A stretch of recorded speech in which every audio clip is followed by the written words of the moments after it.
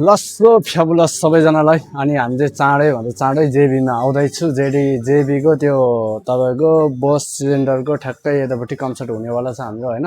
So हाम्रो तामाङ लोसार अब अगाडिको चाहिँ हामीले केलतिर अब यताउता हुन्थ्यो, तर आज चाहिँ योपालि चाहिँ जेबीमा हुनेवाला छन्। अनि सो सबैजना जेबीको वरिपरि सबैजना कतिजना दाजुभाइ अब जुजुआले नानाआमा अनि तपाईँको सम्धिनी सबैजना हामी मिलेर ट्याक्क लाएर कार्यक्रमलाई अगाडि बढ्नुपर्छ र हाम्रो रीतिरिवाजले पनि अगाडि बढ्नुपर्छन्। सबैको आफ्नो आफ्नो होइन ट्याक्क लाएर हाम्रो योपालि तामाङ लोसारको लोसार हो, त्यसैले सो हाम्रो अब नयाँ लोसार ट्याक्क लाएर धुमधाम गरेर मनाउनु पर्छन्। अनि सो अब नेपालबाट कलाकारहरू पनि आउँदो हुनुहुन्छन् उहाँ, अब बैरागी मदन अनि तपाईँको